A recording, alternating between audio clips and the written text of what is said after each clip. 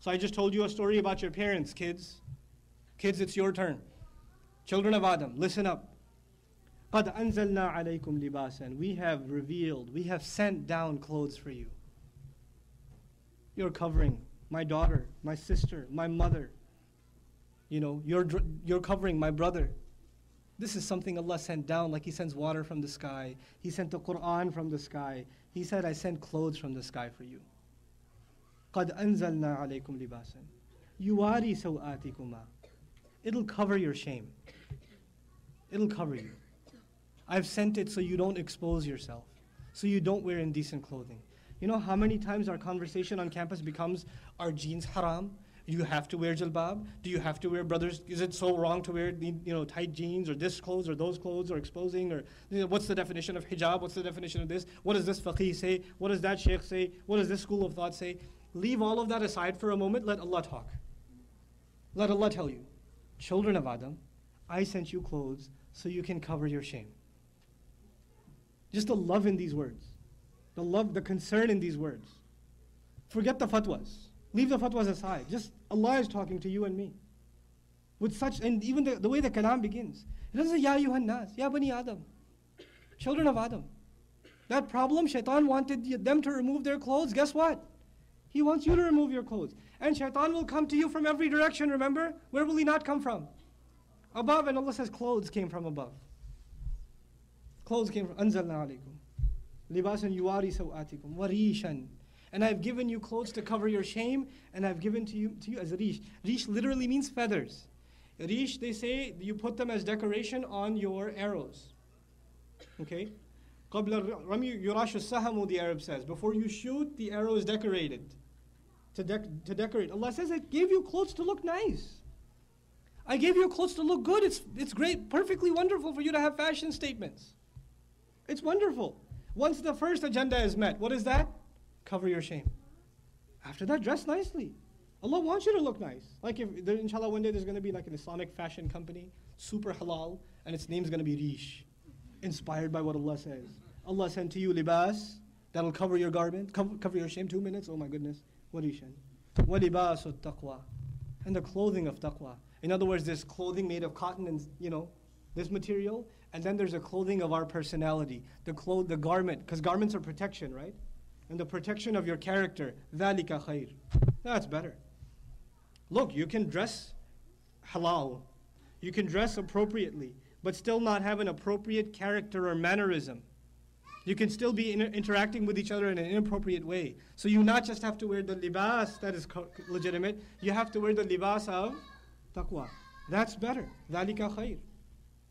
ذَلِكَ مِنْ آيَاتِ اللَّهِ لَعَلَّهُمْ يَذَّكَّرُونَ. That is from the miraculous signs of Allah, so that all of them, hopefully, may put an effort to remember. Listen to this, and I'll end you. There's so much more, but I'll 2 more ayat and I'll end, I promise. Ya bani Adam, children of Adam, لا يفتنيننكم الشيطان. Man, لا يفتننكم الشيطان. I keep mispronouncing it. Children of Adam, don't allow shaitan to attack you. كما أخرج أبويكم من الجنة. Just like he got your parents expelled from Jannah. ينزع عنهما لباسهما. He pulled their clothes off of them. Don't let that happen to you. He did that to your parents. ينزع عنهما لباسهما ليريهما سوآتهما. So he can expose their shame to one another, their ugliness to one another.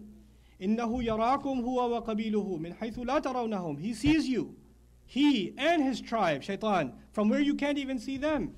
إنا جعلنا الشيطان أولياء للذين لا يؤمنون. We have made the shayateen, the devils, we've made them protective friends and guardians for people who don't believe. If you allow your clothing to become shameless, and that becomes acceptable to you, then you have become friends of shaitan. That's what you've become. And so finally, وَإِذَا فَعَلُوا فَاحِشَةً. Allah says, then whenever they do something shameless, Allah didn't talk about zina right now.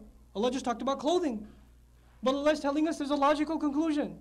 Once the clothes come off, then the only thing left is now acts of shamelessness. Once your standards of clothing are dropped, then your standards of behavior will drop until fahisha will become normal. It'll just be PG-13. It'll just be a little bit, some suggestive language. some suggestive scenes, parents mildly cautioned. That's what they're told, right? The ratings industry. He says, and I promise I'm ending with this ayah, I won't prolong it, inshallah. Whenever they do something shameless, they say, قَالُوا وَجَدْنَا عَلَيْهَا آبَاءَنَا. We found our ancestors committed to this. This is freedom of expression. This is what our ancestors gave us in the Constitution. That's how we do things. That's how we do weddings in our family. We've been doing weddings like this for generations. Who are you to come and tell us? So they say, we are shameless because that is our tradition. Allah says, what are you talking about? Your tradition began with Adam.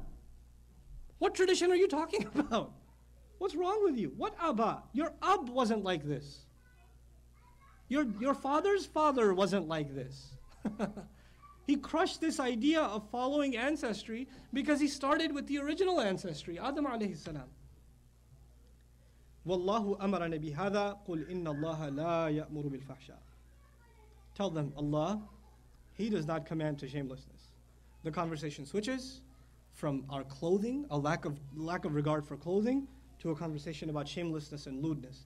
May Allah Azza wa Jal protect us against this environment of shamelessness. May Allah Azza wa Jal allow us to raise a generation of shameful, watchful, protective brothers and sisters, young men and young women, that will revive the sense of shame in humanity, because this is the one attack he started against humanity. Iblis's attack of shame is not just against Muslims, it's against all of humanity. Because once they lose their humanity, there is nothing else they'll learn. If'al ma tasha, the Prophet says. If you have no shame left, do whatever you want. So all the doors to all the evil will open once shame is gone. That's what he knows. He knows that. That's why he wants to attack this. May Allah Azza wa Jal make us the preservers of shame and the revivers of shame for all of the world. Barakallahu li wa lakum. Wassalamu alaikum wa rahmatullahi wa barakatuh.